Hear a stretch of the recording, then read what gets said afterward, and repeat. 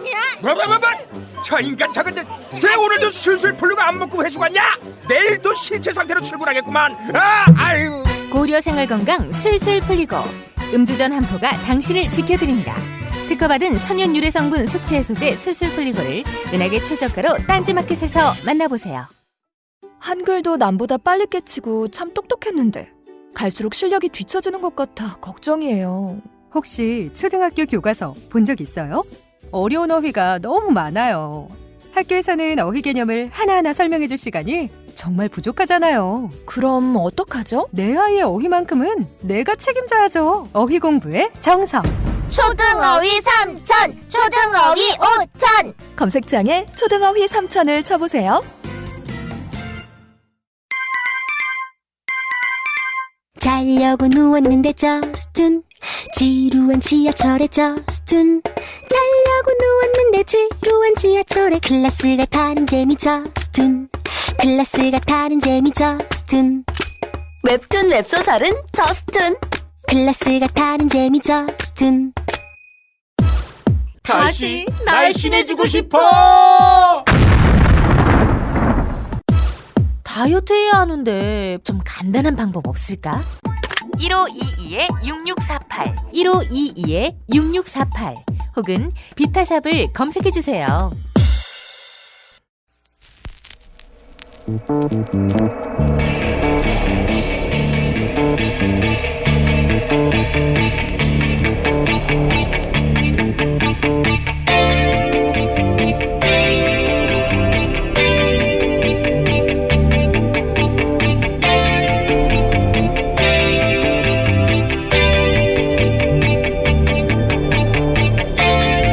안녕하세요, 김호준입니다. 어제 이재용 삼성 부회장 공판에서 증인으로 출석해 이재용 부회장에게 불리한 증언을 했던 정유라 씨에 대해 변호인들은 그 증언이 특검팀의 강요와 회유에 의한 것이라며 증거로 가치가 없다고 주장했습니다. 이에 특검팀은 정 씨가 먼저 연락했고 이동 지원을 요청해 도움을 줬을 뿐 정 씨가 자의로 판단하고 자의로 출석한 것이라고 반박했고 정 씨 본인 역시 자신의 판단으로 출석한 것이라고 말했습니다. 이 공방의 진위를 저는 모릅니다. 다만 정유라 진술은 이재용 부회장에게는 매우 불리하게 적용할 수 있겠지만 정유라 본인에게는 세 번째 구속영장 청구를 피할 수 있게 만드는 유리한 진술임에도 정유라 변호인들이 오히려 그 진술을 극구 무효화하려는 이유를 저는 납득할 수가 없습니다. 정유라 변호인이면 정유라의 이익에만 복무해야 하는 거 아닙니까? 정유라 변호인이 왜 정유라 본인에게 도움이 되는 당사자 진술을 증거로 가치가 없다고 주장하나요?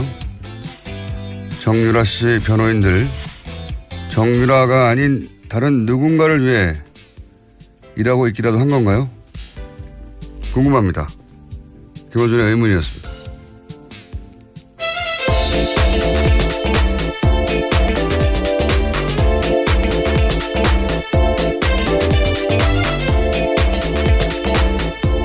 시사인의 김은지입니다. 자, 오늘 게스트가 많습니다. 빨리빨리 갑시다. 네, 빨리 하시죠. 첫 뉴스가 예, 어제 조대엽 고용노동부 장관 후보자 자진 사퇴 발표하기 전에 임종석 대통령 비서실장이 국민의당을 찾았습니다. 유감 표명을 한 건데요. 국민의당은 임 실장의 발언을 청와대 사과로 받아들이고 추경안 심사와 정부조직법 처리 등 국회 의사일정에 참여하기로 결정했습니다. 국민의당도 이제 이 시점쯤에는 참여해야 하는데 면을 세워달라는 거죠. 예. 그래서 비서실장이 이 정도면 되겠어 하고 제스처를 취해준 거고. 예. 이 패키지들 사이에 조대엽 고용노동부 장관 후보자 사태도 포함된 것으로 보이고 또 관련해서 이제 추미애 대표를 두고도 말이 많죠. 이 과정 중에. 네, 어제 속칭 대리사과 논란이 있었습니다. 사과를 했다, 사과가 아니다, 뭐 추 대표하고 청와대하고 뭐 관계가 나빠졌다, 등등 나오는데 이게 기본적으로 저는 이게 내부에서도 당 내부에서도 말이 많다니. 제가 보기에는 후천성 야당 증후군이라고 있어요. 뭐 그런 거 일종인데 야당을 오래 하다 보면은 일단 자기가 옳은 말을 해요. 분명히 옳은 말인데 상대가 세게 나오잖아요. 흠칫! 이거 역풍부나 역풍 민감성 피부가 되거든요. 네. 야당을 오래 하면. 그래서 지대 역풍이 불까봐 혹은 반발이 심하면 목소리가 잦아들면서 내부에서 거봐 왜 그랬어 그렇게 세게 말했어 나중에 해도 되잖아 타이밍이 안 맞잖아 뭐 맞는 말도 표현이 좋아야지 뭐 이런 얘기를 하기 시작해요. 내 맞는 아내 증후군이라고 유사한데 이게 왜냐하면 하도 종편을 비롯해서 편들어주는 언론도 없고 얻어 터지다 보니까 예. 여당 지금 현 여당은 이 10년 정도 야당하면서 이 증후군의 뿌리가 깊어요. 예. 치유가 필요하다 제가 보기엔. 예. 왜냐하면 당청 투트랙은 전략적으로 제가 보기엔 좋거든요. 이쪽에서는 아니 저쪽이 잘못했는데 공격하는 쪽도 있어야죠. 제가 보기엔 문제가 없는데 이런 증후군을 겪지 않는 분들도 있어요. 대단히 뻔뻔한 강한 멘탈의 소유자들이 있습니다. 예. 야당할 때 필요한 자세인데 제가 보는 그분들 중에 국민의당에 계신 분들이 많아요. 강한 멘탈의 소유자들. 세게 나오니까. 예. 제가 보기에는 아무 문제가 없는 것을 야당 후천성 야당 증후군을 겪고 있는 분들이 많다. 치유가 필요하다. 저는 그렇게 봅니다. 자 다음 뉴스는요. 네, 그래서 정부 여당은 오늘부터 추경안 심사에 본격 착수합니다. 오늘 18일 본회의 처리 방침을 세웠는데요. 이와 함께 헌법재판소장 후보자, 인사청문특별위원회도 김미수 후보자 인사청문 보고서 채택 여부를 논의할 계획입니다. 그렇군요. 근데 지금 사람들이 이제 인사청문회에 관심이 훅 떨어졌어요. 예. 강경화, 김상조 두 분 인사청문회 때 피크에 올랐었는데 저런 정도의 사람들도 문제 삼았는데 나머지도 그냥 시비가 거는 거겠지 하는 그런 접어버리는 관심을 선택과 집중을 했어야 되는데 야당이 예, 인사청문회 앞으로 큰 화제가 안 될 것 같습니다. 예, 문제가 있는 분들이 나올 수도 있지만 큰 화제는 안 될 것 같아요. 전국을 흔들 정도로. 네, 남은 인사청문회 일정도 사실 몇 개 없습니다. 하나 있고요. 또 정부조직법 통과되면 중소기업 벤처부 관련된 인사청문회가 있을 예정입니다. 네. 자, 다음 뉴스는요. 네, 서울남부지검 공안부가 이용주 국민의당 의원 김한무개 보좌관의 휴대전화를 압수해서 분석 중이라고 밝혔습니다. 남부지검 관계자는 김 보좌관은 공명선거 추진단에서 일한 사람이다라고 밝히고 있는데요. 김 보좌관은 지난 5월 4일 이용주 의원실에서 이준서 전 최고위원, 공명선거 추진단 김성호 수석부단장, 김인원 부단장 등이 이유미 씨가 조작한 제보의 공개 여부를 검토할 때 함께 있었던 사람입니다. 검찰은 이르면 오늘 김성호 전 수석부단장과 김인원 부단장도 소환 조사할 예정이고요. 오늘 이유미 씨는 구속 기소될 방침입니다. 이게 이제 검찰 수사를 통해서 현재까지 언론 보도로 밝혀졌다고 알려진 거는 이준서 전 최고위원이 이유미 씨가 기자회견 다음 날에 사실상 제보자가 없다고 하는 문자를 보냈는데 그 문자를 지워버렸다는 거잖아요. 예, 지워버렸다는 사실을 밝혀낸 거죠. 제보자가 없다는 문자를 보냈고 그 문자를 받은 거예요? 네, 그와 관련해서는 검찰에서는 확인이 어렵다라고 이야기를 하고 있긴 한데요. 머니투데이가 보도했습니다. 아마 뭐 속칭 빨대를 통해서 얻은 정보겠죠. 검찰 내. 그럼 어떻게 대응하는 게 정상이냐? 제보자가 없다고 하니까 기자회견을 해버렸는데 이미 대대적으로 깜짝 놀라서 이유미 씨에게 정말 제보자가 없냐고 본인이 몰랐다면 되물었어야 되죠. 그렇지 않습니까? 그런 대화가 없잖아요. 의심을 가질 수 있는 대목이고요. 예. 그리고 검찰이 이제 그 문자가 정말 삭제됐다고 파악이 됐다면 삭제됐다 그 제보자가 사실상 없다라는 문자를 받고 나서 그 다음에 또 다시 추가적으로 기자회견을 했단 말이죠. 그때는 복수의 관계자, 뭐 전화 통화도 했다 등등의 표현이 나오는데 사실이 아닌 거죠. 네, 허위 사실을 인지했다라고 검찰은 판단하고 있는 거죠. 여기서 이제 남은 것은 그 말을 그러면 이준서 최고가 사실상 제보자가 없다고 말했는데도 불구하고 더 세게 나간 것인지 아니면 도대체 어떻게 사실상 제보자가 없다는 문자를 보냈는데도 더 센 기자회견이 추가로 나갔느냐. 논리적으로 다음 질문은 그거죠. 예. 그걸 밝히려고 하겠죠. 자, 이건 여기까지 하고요. 다음 뉴스는요. 네, 이런 가운데 국민의당은 문준용 씨의 특혜 취업 의혹을 수사하자면서 특검법을 발의했습니다. 문준용 씨 취업 관련 특검법안에는 국민의당 의원 40명 전원이 이름을 올렸습니다. 말씀드렸잖아요. 예. 이게 발의될 리가 없다고. 법적으로도 그렇고. 예. 뭐 당내에서도 역풍을 우려한다는 뭐 코멘트들도 있던데 역풍조차 없을 수도 있어요. 이게 무서운 겁니다. 악플보다 무플이 무섭다고. 특검을 발의했는데 그게 말이 되냐고 막 거센 역풍조차 없이 그럴 수도 있겠다는 생각이 듭니다. 지금 국민당의 스탠스는 이렇게 살 수 있는 길이 아닌 것 같은데. 다음 뉴스는요. 네, 박근혜 전 대통령은 어제도 재판에 나오지 않았습니다. 발이 아프다라는 이유였는데 이번 주 들어서 세 번째입니다. 왼쪽 네 번째 발가락이 아파서 휠체어 신세까지 지게 됐다라는 겁니다. 이에 따라 구치소의 소견서를 재판부가 검토했습니다.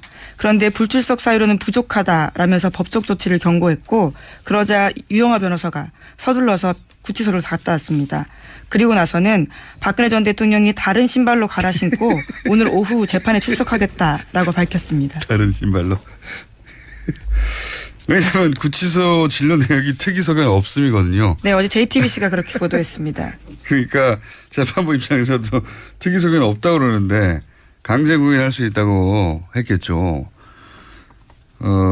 그건 모양새가 참 나쁘잖아요. 네. 그래서 다시 나온다고 해야 되는데 핑계가 없으니까 다른 신발을 신고 나온다고. 네. 아프실 예정인데 이번엔 그렇게 오래는 못 하셨네요. 네, 서울구치소 관계자는 박근혜 전 대통령이 발고통을 지속적으로 호소해서 연고 정도의 처방을 받은 것으로 안다라고 밝혔는데요. 별도의 치료는 받은 내역이 없다라는 겁니다. 그러니까요. 엑스레이나 막 찍었는데 이상이 없다고. 예. 자, 이번 아프실 계획은 여기서 끝나는 것 같네요.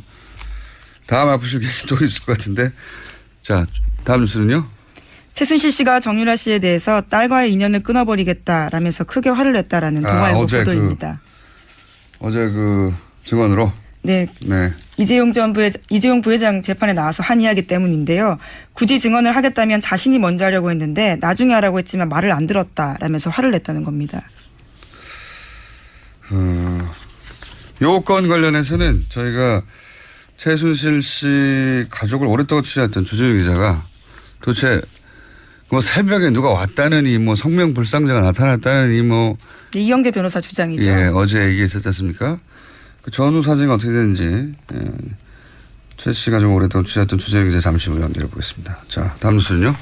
네, 이탈리아 RCS 프로그램 기억나시는지 모르겠는데요. 2015년에 국정원 사건이었습니다. 네. 이와 연루되어서 임 과장이라고 국정원 과장이 자살한 바가 있는데요.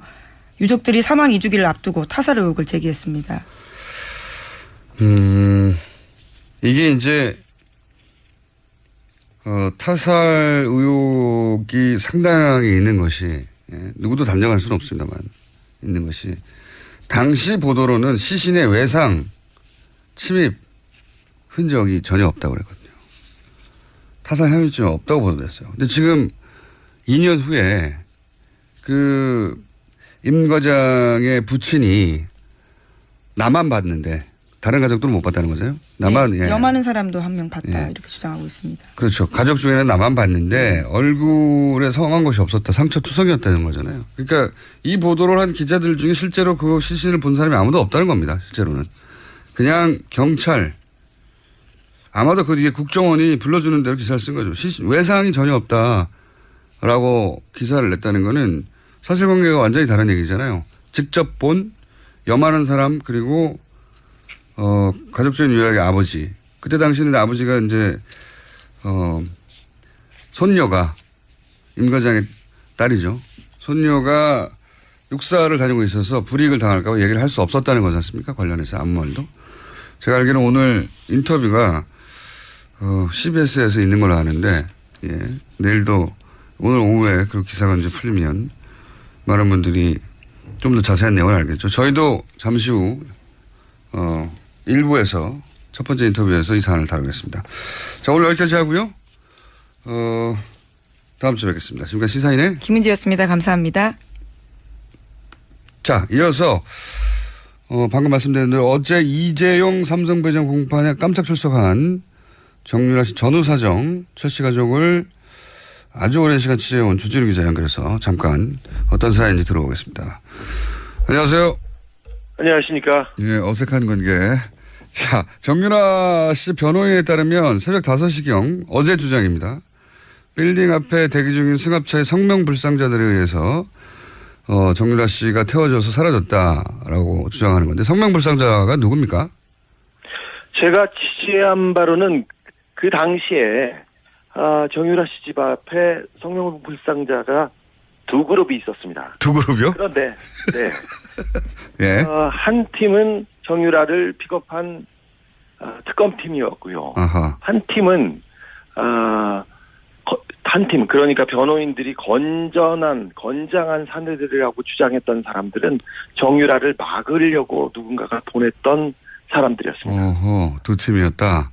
그러면 일단 첫 번째 그룹 특검 관계자들은 왜 그 시간에 정유라를 픽업한 겁니까?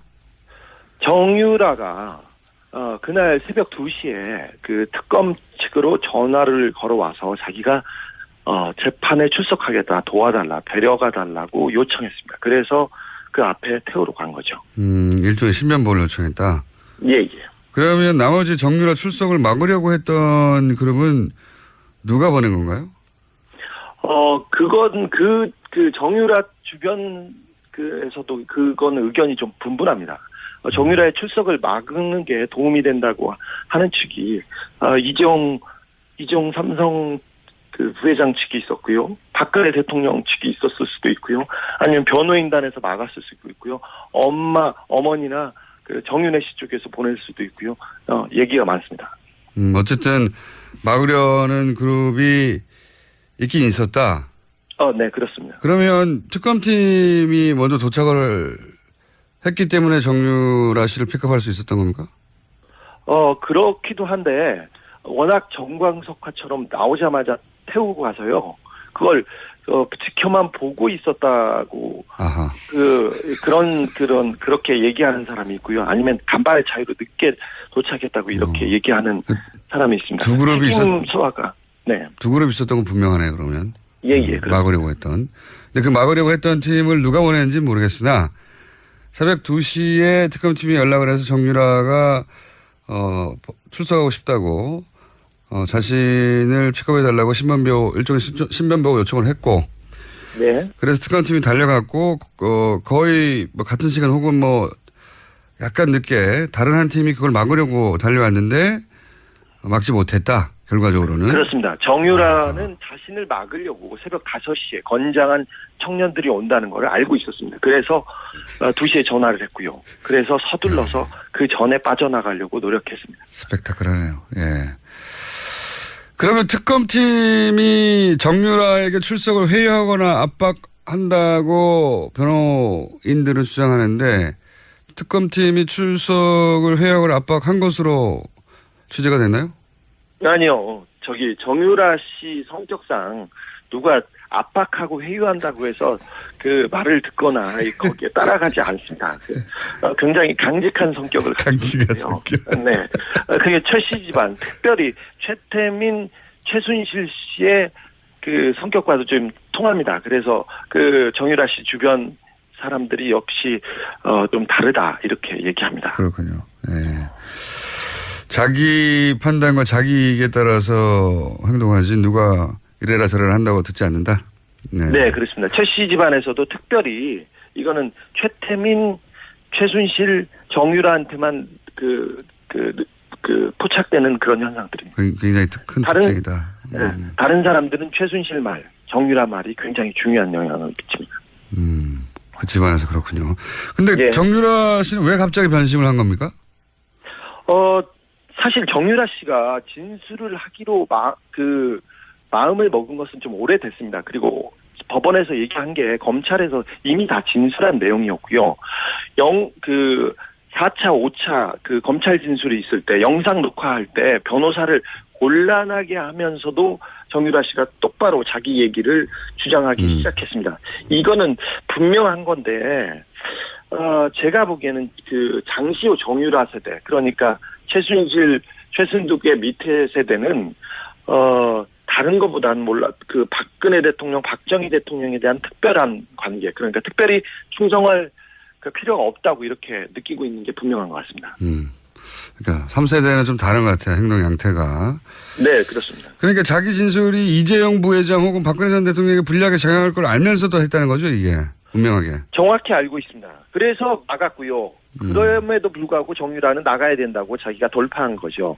그래서 어찌 보면 정유라는 자신의 변호인들이 자기보다는 박근혜 대통령, 특별히 또 이재용 부회장을 위해서 움직이고 있다는 것을 정확하게 알고 있었어요. 그럼에도 불구하고 자신의 진술이 그들한테 불리하게 반영될 건 알면서도 정유라가 정확하게 지금 자기 얘기를 하고 있는 겁니다.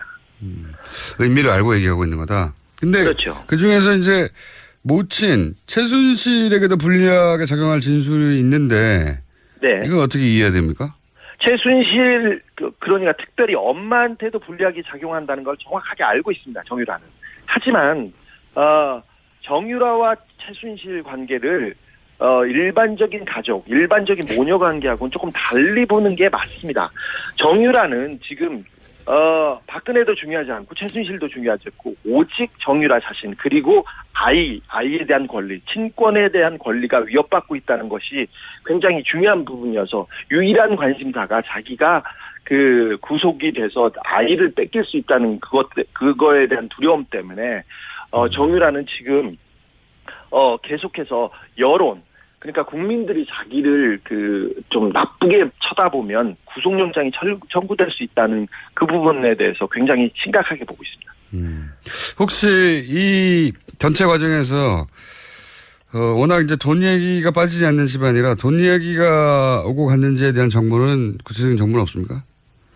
거기에 대해서는 구체적으로 정유라가 어떻게 생각하고 있는지는 정확하게 모르겠으나 아까 말했듯이 정유라 씨가 임신했을 때, 고등학교 2학년 때 임신했을 때 집에 있는 서랍에 있는 보험 증서하고 통장을 다 들고 이렇게 가출을 해서 동거를 합니다. 그리고 독일에 있을 때, 덴마크에 있을 때 정유라 씨가 특별히 돈 부분을 좀 챙겼다고 생각이 되는 정황들이 많습니다. 그래서 그렇게 따져보면 돈 얘기가 이 집안에서는 굉장히 중요하기 때문에 이런 문제가 거론되거나 생각됐다고 하는 게 조금 이상한 일은 아닙니다. 이상한 일은 아닌 집안입니다, 여기. 구체적인 정보는 아직까지는 없는데 그런 이야기가 오고 갔다고 해서 이상할 것은 없다. 예. 네, 그렇습니다. 네. 마지막 질문인데요. 정유라 씨 진술로 삼성 측이 당황을 많이 했습니까? 어제 제가 현장에 못 가봐서. 지금 삼성 측은 거의 패닉입니다. 자기네들의 입장에 따라서 지금 재판을 치르고 있습니다. 특별히 삼성 관계자들은 다 입을 닫거나 도망가거나 절대 얘기를 하지 않고 있습니다. 그리고 이재용 씨 재판에 이 뇌물 재판에서 이재용이 무죄를 받을 경우 박근혜 대통령 박근혜 씨의 죄도 뇌물죄가 없어진다는 그런 공통적인 이익 때문에 모든 부분을 여기에 맞춰 있는데 정유라 씨가 법정에 나와서 진술을 함으로써 결정타를 맞았다고 보죠. 약간의 삼성은 패닉에 빠져 있으면서 계속해서 특검에서 이 증인을 정유라를 빼돌려 가지고 이렇게 얘기했다고 이렇게 설득하고 있습니다. 언론을. 근데 조금 힘이 빠진 상태고요. 맥이 빠졌다고 자기네들도 자평하고 있습니다.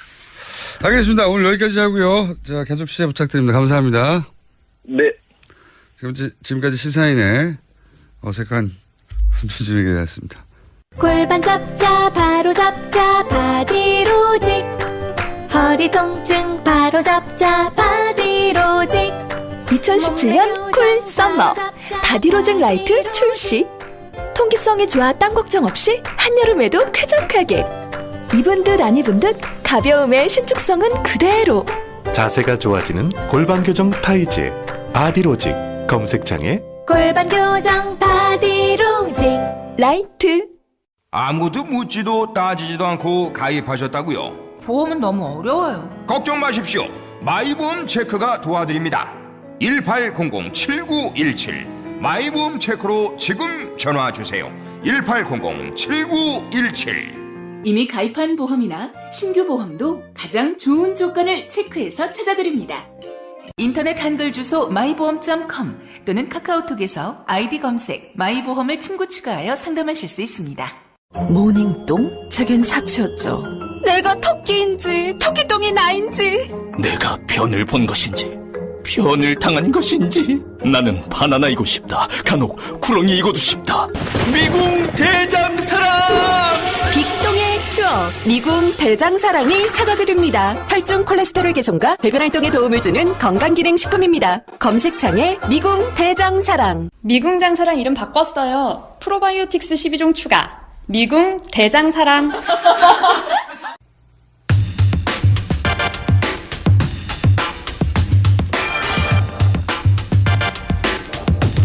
국정원 직원 마티즈 자살 사건으로 불리는 사건 기억하십니까?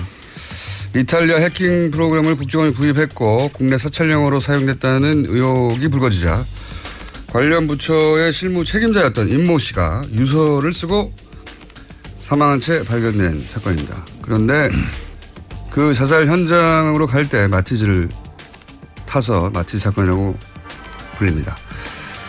자, 당시는 시신의 외상 침입 타살 혐의점이 없다고 보도됐는데 어제 임 과장의 부친이 완전히 새로운 증언을 내놨습니다. 발견 당시 아들은 얼굴과 몸에 상처 투성이었다. 이 문제 다뤄보겠습니다. 두 분 나오셨는데요. 본인 소개를 해 주십시오. 이 시대의 참 정확인 정청래입니다. 정확인. 정확하게 이 사실을 기억하고 있습니다. 당시 안행이 간사였습니다. 그렇죠. 안행이 간사로서 경찰 소방서 대상으로 질의하였고 제가 현장에도 가서 추적도 해봤고요. 그렇죠. 거의 탐정 노릇을 하셨고 또 한 번 나오셨습니다. 예, 프로파일러 배상원 교수입니다. 자, 두 분 모두 당시에 이 사건이 자살로는 도저히 믿기지 않는다고 여러 방송을 통해서나 지면을 통해서나 주장을 하셨어요. 근데 2년 만에 다시 이 이야기를 본격적으로 거론할 만한 사안이 나왔습니다. 우선 얼굴과 몸에 상처가 많았다. 이렇게 하자 그거는 화재 때문에 상처가 난 거를 부친이 잘못 오인한 것이다. 이런 해명이 나왔잖아요.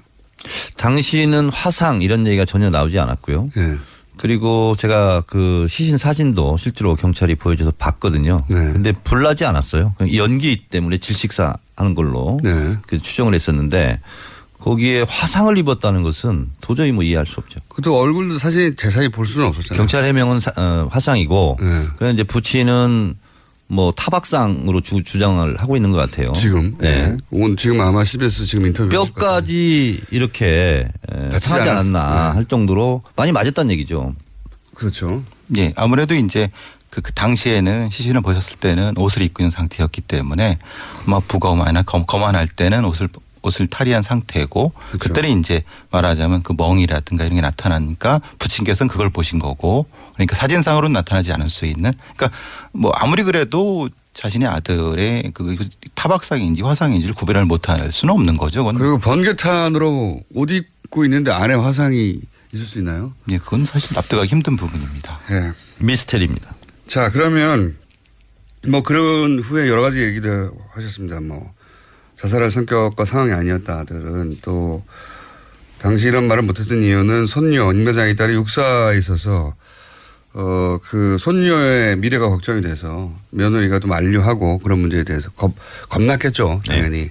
그러다가 이제 이주기가 돼서 비로소 용기를 내서 얘기를 한 건데 자, 지난 2년 전에 의원님이 직접 이 사안을 그 안행이 간사로서 사실상 탐정추로 추적을 하셔서 그 의혹을 7대 의혹을 사건 터지자마자 정리하셨잖아요. 네네. 다시 한번 말씀해 주세요. 빠른 속도를 말씀드리면요. 임 과장 부인이 112로 신고한 다음에 취소합니다. 그리고 확인해 보니 취소가 안 된 것 같다. 어떻게 알았죠? 취소가 안 된다는 것을. 그리고 다시 재신고를 합니다. 석연치 않습니다. 그런데 나중에 정보위에서 신경민 의원이 들은 바를 전해준 것은 뭐냐면 국정원 3차장 임 과장이 소속이 국정원 3차장 소속이었는데 오전 8시 40분에 119로 신고해라 이렇게 지시를 내렸답니다. 국정원에서 네. 연락 와서. 두 번째는 그거 말도 안 되는 거죠. 그렇습니다. 소방대원들이 현장에 가서 거미줄 치겠다고 무전을 합니다. 네. 보통 거기에는 제가 현장에 가봤는데요. 핸드폰이 터지지 않습니다. 그럼 무전으로 할 수밖에 없는데 거미줄을 치겠다는 것은 핸드폰으로 통화하겠다는 겁니다. 그 이제 은어죠 자기들끼리. 네. 무전하다가 무전은 이제 개방된 채널로 누구나 다 들을 수 있으니까. 핸드폰으로 바꿔라. 네. 이게 이제 거미줄 치자는 건데. 근데 무전하는 동안에도 발견했다는 말이 없었던 겁니다. 그러니까 이게 이상한 지점은 뭐냐면 소방대원이 실종자를 찾는데 갑자기 거미줄 치자고 따로 네. 통화하자고 한 다음에 실제 소방대원이 했던 무전 내용에는 시신을 발견했다, 뭐 차량을 발견했다 네. 이런 내용이 전혀 없는 거죠. 그리고 차량 발견 시간이 11시 30분인데 시신은 한 27분 후에 발견합니다. 그래서 제가 이렇게 얘기하죠. 마티즈가 항공모함도 아닌데 어떻게 이렇게 늦게 발견하냐. 차량과 시신이 같이 있었는데 네. 발견 시간이 한참 후에요. 그리고 당시 안행이 김민기 의원도 같이 있었는데요. 김민기 의원이 한때 처음에 보고한 것은 시신은 뒷좌석에서 차량 뒷좌석에서 발견됐다. 국회에 첫 보고를 합니다. 그런데 하루 후에 운전석에서 발견했다. 정정합니다. 이 해명도 석연치 않습니다. 석연치 않은 정도가 아니라 있을 수 없는 일이죠. 그 앞좌석과 뒷좌석을 어떻게 헷갈립니까? 자, 그리고 무선 녹취록에 의하면 당시에는 신원이 알려지지 않았어요. 40대 무직 남성입니다. 그런데 네. 경기도 소방본부가 현장에 출동합니다. 이런 일은 없죠. 무직 남성인데. 네. 그리고 여섯 번째는 제가 이제 그때 당시에 7대 의혹을 제기한 것 중에 여섯 번째는 소방본부가 경기도 소방본부가 출동했다는 건 무직 남성으로 신고를 했는데도 불구하고 소방본부는 이미 알고 있었다는 거죠. 다른 데서 연락 받아가지고. 네. 그렇죠. 신원 알고 있었다. 그리고 임 과장 집을 제 아파트를 가봤어요. 바로 옆에 용인 동부경찰서가 있습니다. 바로 앞에. 근데 신고를 하려면 바로 옆에 있는 데 가서 해야 되잖아요. 그렇죠. 급한데. 근데 5km를 운전해가지고 동백 소방파출소로 가서 하죠. 이상한 일입니다. 근데 소방파출소와 경찰파출소가 바로 옆 건물로 붙어 있습니다. 왜 5km로 갔을까요? 그때. 그리고요. 임 과장 마티즈 차량을 사망 다음 날 바로 폐차하죠. 처음에 발표는 장례식 다음 날 발표했다고 그러는데 JTBC 특종에 의해서 다음 날 폐차한 걸로 되어 있는데 이게 제가 제기했던 7가지 의혹인데 그 후로 저희가 안행일을 하면서 그 업체 폐차 업체는 또 국정원 거래업체라는 걸 JTBC가 네, 그렇습니다. 네. 그래서 저희가 또 안행일을 하면서 또 다시 캐낸 의혹이 뭐냐면 소방차가 진입을 하지 않습니까? 진입해서 현장에 도착하는 한 27, 8분 이 CCTV 화면만 칼로 자른 듯이 없어집니다. 근데 뭐 그때 당시 소방본부 해명은 날씨가 더워서 에어컨이 안 틀어져서 뭐 그걸 작동이 안 했다 어쨌다 이렇게 얘기하는데 그것만 사라집니다. 이 말씀 뭐냐면은 그 현장에 도착을 해가지고 최초의 순간들이 사라졌다는 거예요. 네. 그렇죠. 그랬어요. 네. 가장 중요한 장면만 사라졌어요 지금. 그 차량에 달려있는 CCTV가 있는데 그걸 보려고 했더니 어떻게 조처를 했는지. 그리고 이제 거기가 화산이 34번지인데요. 그 버스 정류장이 있고 입구가 있고 조그만 길로 이렇게 올라가는데 소방차가 소방관들이 도착했을 때 국정원 직원이 와 있었죠. 반바지 차림에. 이미. 네, 이미. 그리고 그 마티 차량이 발견된 그 현장에도 국정원 직원이 또 있었다고 알려지고 있습니다. 최초에 사실 국정원이 이제 가족에게 출근 시간이 8시인데 한두 시간 늦었다고 해가지고 갑자기 실종 신고를 하라고 국정원 차장을. 이게 말이 안 되는 상황이죠. 죽는지 알고 있었다는 거죠. 네. 그리고 진짜 의심스러운 거. 이것도 이제 김민기 의원이 지역구예요. 거기가 근처. 그래서 본인이 그냥 대충 이렇게 추리닝 입고 가서 본대요. 이렇게 보는데. 트레이닝복이라고 해주십시오. 전직 국회의원님. 추리닝. 근데 마티즈 차량이 이렇게 진입해 있었잖아요. 운전석 앞바퀴에 돌이 고여 있었고. 그렇죠. 그리고 뒤에 오른쪽 조수석 뒷바퀴에 돌이 고여 있었는데 김민기 의원 말로는 큰 돌이 없고 거기에 큰 돌을 찾기 어려워. 그 오물조물한 조그만 돌이 몇 개가 이렇게 고여 있었다는 거죠. 아니 근데 죽을 사람이 무슨 차가 뒤로 움직일까 봐. 이제 곧 죽는데 이게 말이 안 되지 않습니까? 그러니까 이 사실도 크게 보도되지 않았는데 현장을 가신 분들이 아는 거죠. 차량이 뒤로 밀리지 말라고. 왜냐하면 산이니까 뭐 곧 자살할 사람인데 앞바퀴 왼쪽 뒷바퀴 뒤쪽 하나에 돌을 개서 안 움직이게 해놓고 그냥 사이드만 올리면 지금 급한데요. 그렇죠. 사이드만 올리는 걸로 출발할 당시 이제 소방본부는 이렇게 얘기합니다. 왜 늦게 출동했냐. 경찰은 12시 50분에 도착합니다. 엄청 늦죠 경찰은. 근데 소방본부하고 8차례 통화를 합니다. 장소를 못 찾아가지고. 그리고 소방본부도 그 지점을 못 찾았다는 거 아니에요. 제가 가봤어요. 화산리 34번지가요. 마티 차량 발견된 지점이고요. 그리고 오인을 해가지고 산 77번지를 자기들은 찾았다는 거예요. 한 200~300m밖에 안 떨어져 있는데 그것이 외길입니다. 그러니까 산 77번지든 화산리 34번지든 그냥 GPS 찍고 내비게이션 찍고 가면 바로 알 수 있는 거예요. 근데 그거를 그 장시간 동안 못 찾았다는 거 아니에요. 자, 여기까지가 이제 당시 안행이 간사로도 현장을 직접 보고 또 경찰의 질의하고 소방서의 질의해서 들은 이야기 중에 너무 이상한데 라는 내용들을 간략하게 되짚어 본 겁니다. 의원님은 이제 들어가셔도 됩니다. 집 근처이기 때문에 좀 이따 갈게요. 자, 이제 이런 이야기들도 있지만 또 자살로 보기엔 너무 어렵다는 정황은 이외에도 너무 많았어요. 그렇죠? 좀 정리를 해 주십시오. 예, 기본적으로 이제 그 마티즈 안에서의 상황. 말하자면 뭐 번개탄을 앞뒤로 피워놓은 상황과 그리고 유서가 있었던 그 공간에 대한 문제들. 그러니까 초기에는 그 뭐 번개탄이 조수석에 있었다. 또 다른 거는 또 이제 바뀐 거는 조수 앞에 있었다라고 하고 그럼 지금 문제와 상충되는 부분이죠. 시신이 오른쪽으로 살짝 그 옆에 있었다라고 하면은 분명히 그 번개탄의 열기에 의해서 머리카락이 타거나 이랬어야 되는 부분인데 그게 설명이 안 되는 겁니다. 그랬더니 아까 의원님 말씀하신 것처럼 그러면 애초에 시신은 뒤에 있었던 게 맞다. 그래야지 이게 설명이 될 수 있는 거다. 근데 왜 앞쪽으로 이거를 옮겼다고 이제 바꿨어야 되느냐? 라고 하면 앞쪽에 발견됐다고 나중에 말을 바꿨죠 나중에. 바꿨어야 하느냐라고 하면은 그것은 이제 보통 이제 그 이 열기 때문에 그 번개탄 바로 옆에서 이 자살을 하게 되면은 사실 굉장히 뜨겁습니다. 질식하기 전에 너무 뜨거워서 그렇죠. 견딜 수가 없으니까. 그래서 이제 자기도 모르게 이제 나오게 됩니다. 고통 때. 그래서 이제 그게 이제 흔히 말 바깥에서 문을 잠그지 않는 한 그 안에서 이제 어떤 요동 같은 거라든 이게 있어야 됩니다. 그러니까 그 상황을 설명하려고 하면은 앞자리를 옮기는 게 맞는 거죠.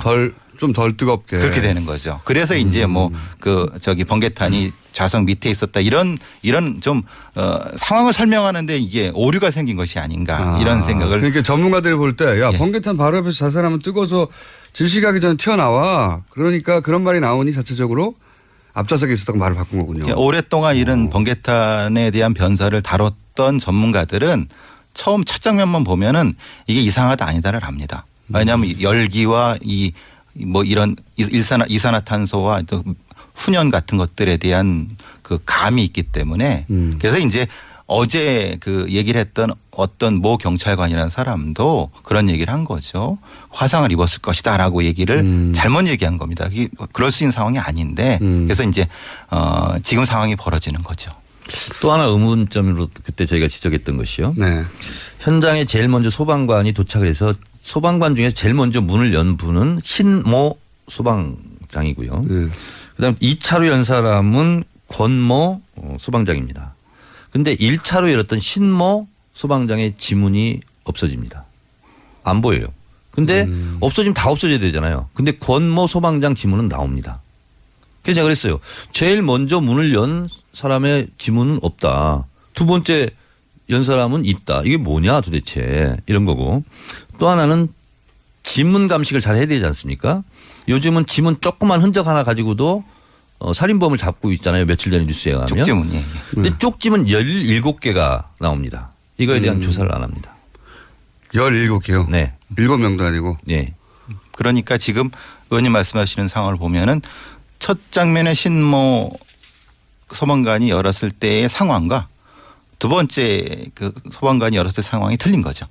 시신의 상황이나 이런 것이 틀렸다고 합리적으로 추론할 수가 있는 거죠. 첫 번째 이후에 뭔가 작업이 있고 닦인 정황 이런 걸 의심해 볼 수 있는 거예요. 그래서 제가 그때 의혹을 제기했던 것이 처음에 소방관들이 가서 찍었던 임모 과장의 시신 상태와 나중에 12시 50분에 이제 경찰은 아주 늑장 출동해요. 저희들은 왕따 당했다. 경찰이 아니 어떻게 12시 50분에 도착을 해요. 소방은 훨씬 더 일찍 갔고. 근데 소방관도 한참 헤매다가 갔고. 근데 그 시신 상태가 틀린 것 같다. 왜냐하면 제가 봐도 좀 틀렸어요. 그때 나중에 경찰이 막 부랴부랴 와서 사진을 갖고 와서 사진을 찍는 각도가 틀려서 그렇습니다. 달라서 그렇다. 네, 그렇게 이제 해명을 했는데 제가 봐서는 이게 달라요. 그래서 만지지 않았나 시신을 현장이 보존이 안 됐다. 저렇게 강력하게 그때 의혹을 제기했었죠. 기본적으로 이제 사진을 찍는 각도는 매뉴얼이 있습니다. 그러니까 각도 때문에 그렇다는 거는 어떤 경찰관이 얘기했는지 그 사람은 반드시 징계를 받아야 됩니다. 그거는 뭐 그리고 그 정도 늦게 왔다고 하면 이건 상당히 욕을 먹는 정도가 아니라 징계를 받아야 되는 거죠. 이게 변사 사건이 발생했으면 가장 우선 도착해야 되는 부분인 거고요. 그래서 보통 현장에서는 소방관과 경찰이 이제 그것은 일종의 경쟁 같은 걸 하는 시스템인데 뭐 최대한 늦게 왔다. 이거는 그게 고의적이든 어쨌든 간에 그건 상당히 문제가 있는 부분인 거죠. 그러니까 위치 추적이요. 10시 17분에 이제 소방이 되거든요. 그러면 화산리에 가면 버스 정류장이 있습니다. 거기서 이제 농수로 같은 데를 타고 이렇게 올라가는 데거든요. 화산리 버스 정류장에서 그리 멀지 않아요. 그러면 10시 17분에 위치 추적을 하면은요. 이거는 30분이면 바로 가야 되는 거예요. 근데 다 늑장 출동하고 오히려 경찰은 12시 50분에 그 장소 가요. 말씀하시니까 또 생각나는 게 그 새벽에 거기 가서 굳이 지금 이제 수풀이 빽빽하고 기억에 나실지 모르겠는데 경사진대로 올라가는데 거기는 차량이 가는 길이 아니거든요. 차량이 그렇죠. 가는 길이 아니고 근데 굳이 차가 올라갔어요. 차가 올라갔고 올라가기 전에요. 이렇게 쇠사슬 같은 경우를 이렇게 엮어놔요. 외부 차량 진입 못하라고. 그러니까 차량이 올라갈 수 있는 길도 아니고 차량이 다니는 길도 아니고 그런 아주 좁은 오솔길을 마티즈가 굳이 거기까지 올라갑니다. 그죠? 그렇다는 얘기는 굉장히 발견되기 어려운 장소로 갔다는 얘기거든요. 보통 자살하는 사람들은 제가 이제 백 교수님이 2년 전에 했던 얘기를 기억하는데 자살하는 사람들은 발견되고자 하는 욕구가 있다. 네, 그렇죠. 그 관점에서 이 현장이 너무 이상하다고 말씀하셨잖아요. 그렇죠. 그러니까 이제 그게 상충되는 겁니다. 자기가 지금 유서를 써갖고 억울하다, 해서 내가 억울한 걸 이제 보여주고 싶은 건데 장소는 후미진 곳이고 거꾸로는 또 휴대폰이 켜져 있는 상태라고 하면 휴대폰을 켜질 거면은 그냥 가까운 데서 하지. 그렇죠. 이 부분이 이게 두 가지 세 가지가 행동이 상충되는 부분이라는 겁니다. 상충되는 부분이라는 것은 그것은 각각의 행동의 주체가 다를 수 있다라는 것을 유출할 수 있는 부분인 거죠. 발견되고 싶은 것이 일반적인 자살 그리고 특히 지난 생각해 보시면 2년 반 전쯤에 그 서울시 공무원 조작 사건 때 자살을 시도한 비슷한 방식으로 국정원 직원이 있었습니다. 살아났지만 자살 실제 시도했는지도 모르겠지만 어쨌든 당시 보면 도로변에서 했단 말이죠. 네. 대부분이 도로변에서.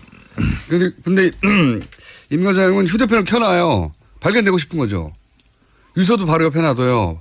자기 사정을 알길 원하는 거죠. 근데 차량은 도저히 발견하기 힘든 곳에 가가지고. 그렇죠. 네, 앞뒤가 안 맞는다. 아버지의 증언에 의해서 새롭게 제가 제기되는 의문은 뭐냐면 임 과장이 마티즈가 패스헤이로 TV에 찍힌 마지막 시간이 6시 23분입니다. 예.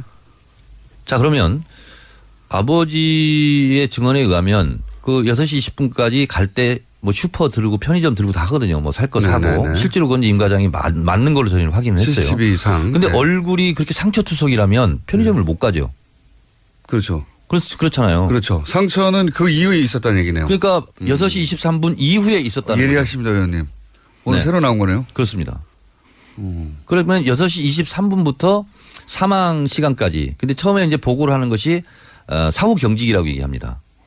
소방관이 처음. 그건 전문가 이쪽에 계신데. 네. 근데 사후 강직은 사후 강직이 나타나는 것이 사망 5시간, 6시간 그 정도 전에 죽었다는 거예요. 그리고 나서 사후 강직이 일어난다는 거거든요. 첫 번째 발견이 사후 강직이다 이렇게 얘기해요. 그러면 아버지의 증언이 맞다면 6시 23분 이후에 구타를 당했거나 폭행을 당한 거죠. 그래서 가능성이 있는 거죠. 지금. 가능성이 있는 거죠. 네. 시간상으로 이제 사후 강직이 당시에는 7시간, 네. 최대 7시간. 근데 이제 외부 조건에 따라서 5시간. 이게 사실은 애매한 그 언저리에 있는 상황에서 그런 부분이었고 의원님 말씀하신 대로라고 하면은 그 시간이 조금 이제 흐트러질 수 있는 거죠. 주장하는 부분에 대해서. 그리고 또 그 교수님이 그때 당시 굉장히 강력하게 얘기했던 것 중에 하나가 유서의 내용이 이상하다. 유서가 발견되는 정황들, 그러니까 발견되고 싶은 것과 발견되지 않기를 원하는, 그러니까 발견되지 않기를 원했다기보다는 은밀한 곳에서 뭔가 작업이 필요했던가 이런 추정할 만한 그 의심이 드는 상반되는 징후가 있다고 하셨는데 유서 내용 자체도 너무 이상했잖아요. 그 대목도 짚어주셨는데 그때. 예. 유서에 이제 저는 가장 충격받았던 게 감사합니다로 끝나는 유서입니다. 정말 어처구니 없는데 예. 유서로서는 있을 수 없는. 그렇죠. 유서 마지막에 감사합니다라고 써 있어요. 그렇죠. 네. 그리고 그 첫 장은 이제 그 원장님, 국장님 세 분을 다 언급하면서 네. 실제로는 내가 내가 잘못된 거 없고 막 이렇게 내국인 사찰은 절대 없다. 절대 없다. 네. 그리고 유서에 첨언, 첨삭 이런 게 나타나거든요. 첨언, 첨삭 감사합니다. 그 보통 유서를 3,000개 넘게 연구한 그런 심리 분석 이런 거를 봐도 감사합니다. 라고 이런 부분이 있을 수 있을까? 물론 있을 수는 있다고 봐도 너무 특별한 상황이라면 그렇죠. 특별한 상황이고 그럼 그 상황이라고 하면 실제로 자신이 죽을 거면 가족에 대한 여러 가지 면에서는 애틋함. 근데 그것도 좀 이상한 것은 가족을 보고 나왔잖아요. 네. 보고 나왔는데 그 유서를 가족한테 한다는 거예요. 그러니까 이 부분이 이제 그 유서로서는 이상하다. 그때 당시에는 그런 문제점을 제기를 했었죠. 내국인 사찰은 절대 없었지만 자료는 다 삭제했다. 내용이 그렇습니다. 그러니까 이게 해킹 프로그램이 이제 들통나면서 벌어진 네. 일 아닙니까? 그리고 그 당시 제가 또 정보회의를 저는 19대 초반기에 했기 때문에 저는 가장 믿을 수 없는 해명이 뭐냐면 이거는 북한 정보를 캐기 위해서 한 거다. 그거는 정보라는 것은 굉장히 민감해서 어떤 경로를 캔다 하는 것이 그것이 가장 고급 정보예요. 그걸 국정원 스스로 정보기관이 발설하는 경우를 그거 어디 있어요? 국내 사찰이 아니라는 말을 하기 위해서. 그렇습니다. 네. 그러니까 그 정도로 코너를 몰렸고요. 임 과장이 사고 당일날 또 국정원에 가서 감찰을 받는 그런 날이었어요. 계속 연이어서 잠 못 자면서 감찰을 받은 거죠. 그리고 그날도 감찰을 받아야 되는 날이었어요. 그래서 이제 이 유서 내용 관련해서 내국인 사찰은 절대 없었지만 사찰이 절대 없다는 자료는 다 삭제했어요. 사찰이 절대 없으면 보여주면 되잖아요. 그리고 그러면서 국정원 업무를 방해받지 않게 해달라고 부탁하고 자살합니다. 자살의 유서 내용으로는 자살할 이유가 없어요. 국내 사찰도 없고. 유서에 당부의 말이 많죠. 그러니까요. 국정원 잘못이 없다 그러고. 국정원이 잘못이 없고 그러니까 이 자살하는 사람이 억울하거나 막 괴롭거나 이게 아니고 살차도 없고 자료도 다 삭제되어 있고 그러면서 국정 업무를 방해받지 않게 해달라고 한 다음에 그리고 감사합니다 하고 자살해요. 그러니까 역설적으로 보면 유서 내용으로만 치면 자살할 이유가 없죠. 아무것도 없는 사람. 네. 특히 마지막에 감사하다는 얘기는 오싹한 지점도 있습니다. 좀 저한테는 좀 충격적인 부분이죠. 이걸 다시 감사해달라는 그 감사가요? 이중적 메시지가 아니었을까. 그래서 이 내용을 보고 그런 얘기를 했었죠. 이거 누가 써준 거를 썼다. 예, 그대로 옮겨 썼다. 그리고 본인의 입장이 아니라 국정원의 입장이 담긴 거다, 이 안에.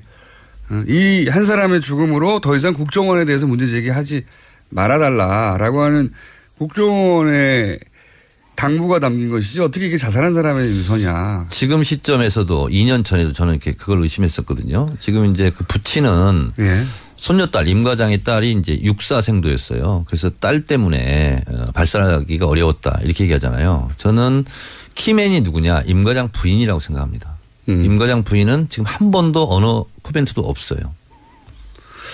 아무것도 모를 수도 있고 너무 충격받아서 그럴 수도 있고 아니면 국정원에게 입을 다물라고 얘기를 들었을 수도 있고요. 그런데 임 과장 부인은 어찌됐든 동백 파출소로 바로 옆에 있는 동부경찰서로 가지 않고 5km 떨어진 데 운전을 해서 갑니다. 이상한 지점이죠. 그리고 112 신고했는데 취소가 안 된 걸로 확인되고 있다. 빨리 취소해달라.